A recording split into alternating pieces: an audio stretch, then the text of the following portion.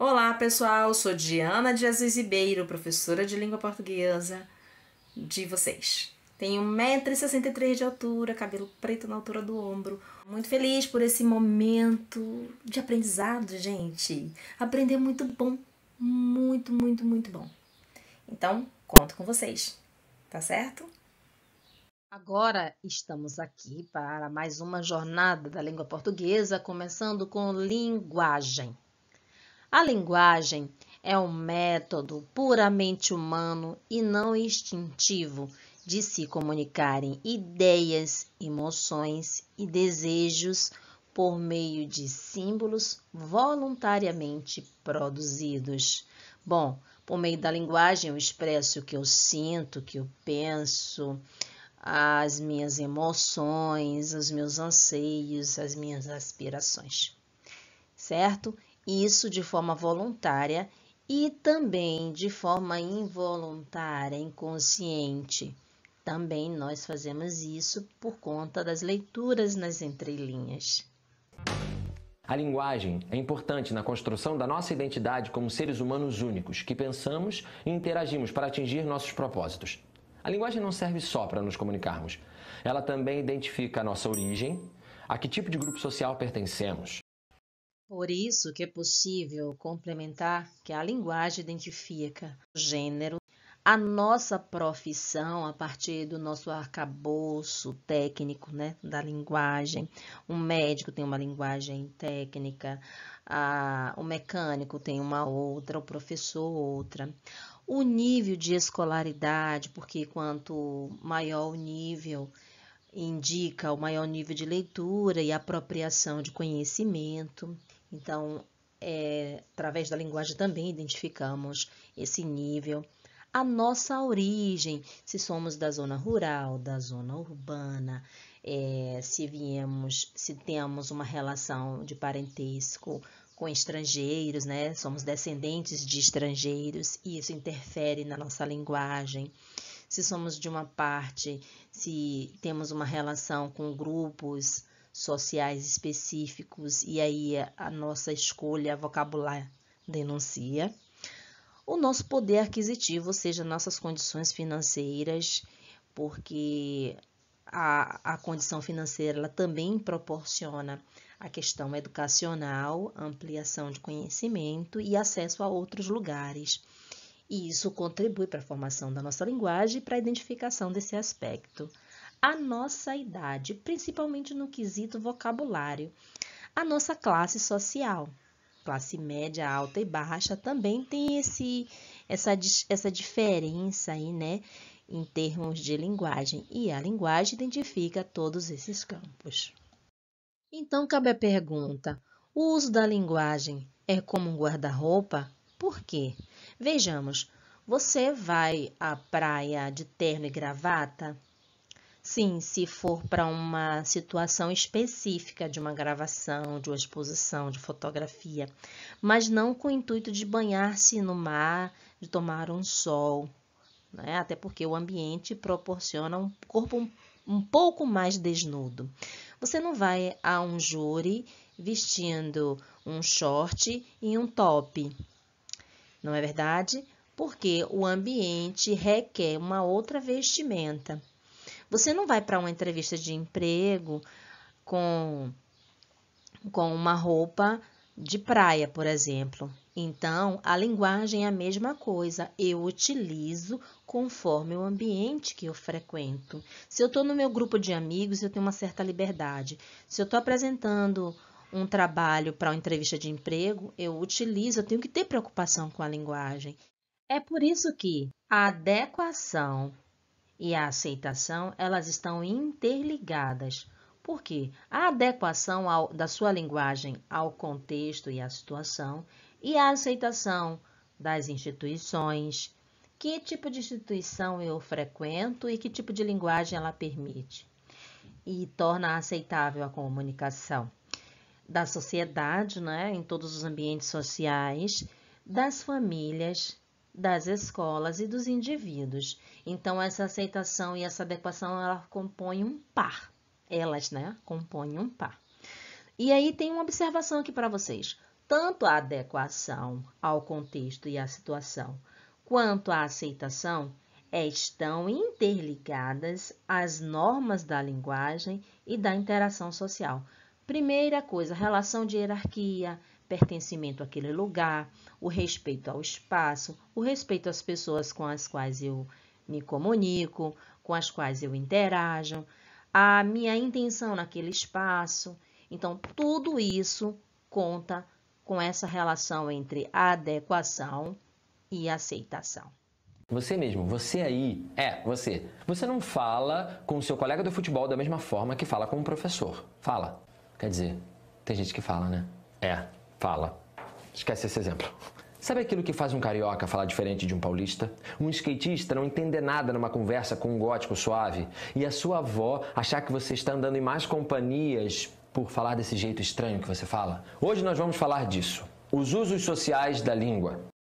Por isso mesmo, é válido ressaltar: as variações linguísticas são condicionadas por fatores sociais, fatores internos da língua e por ambos ao mesmo tempo. Os sociais, podemos citar a questão da estratificação social. A que classe social eu pertenço? Fatores internos podem ser relacionados com a mudança da língua ao longo da história e as questões das normas cultas, as normas populares ou coloquiais e a norma padrão.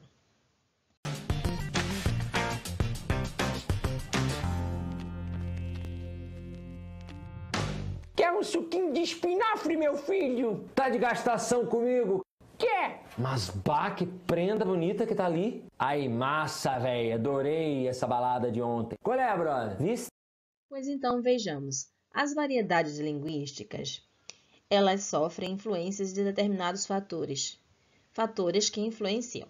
Nós temos os fatores geográficos, ou seja, regiões, certo? E temos os fatores socioculturais. Falando primeiro do geográfico, estão relacionados, esses fatores com falares regionais.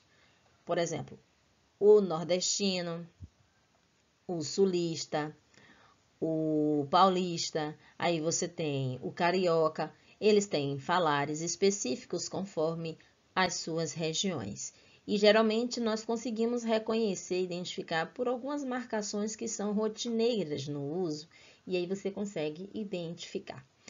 Aí você ainda tem, dentro dos falares regionais, você tem a diferença entre a linguagem urbana, aquele que vive na cidade, e a linguagem rural, aquele que vive nas regiões interioranas, certo? Tem uma diferença ou algumas diferenças que são perceptíveis, principalmente na comunicação oral. Então, já os fatores que influenciam nos aspectos socioculturais do falante têm a ver com o gênero, com a classe, a que grupo social ele pertence, não é? A que classe social ele pertence. A idade também promove essa questão da variedade.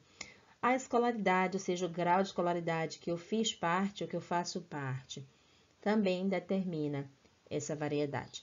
Da situação, a situação é formal ou informal? A formal, ela requer uma linguagem mais rebuscada, uma linguagem mais próxima do padrão, da norma culta. Já a situação informal, ela é mais despojada, mais livre, mais coloquial, ok? Da influência, o estado emocional e a intimidade entre os falantes também influencia. Falar com um juiz é diferente de falar com o pai. Falar com um amigo é diferente de falar com um avô.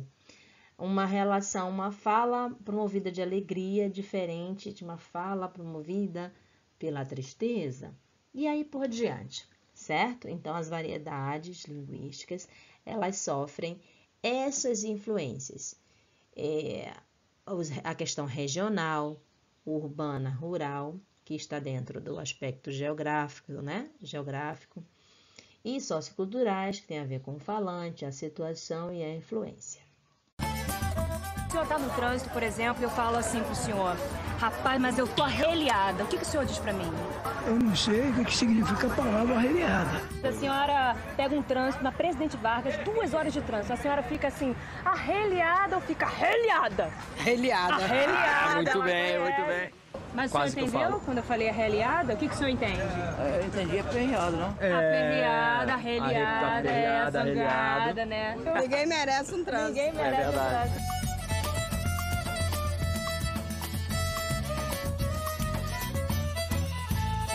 Então, o senhor é de onde?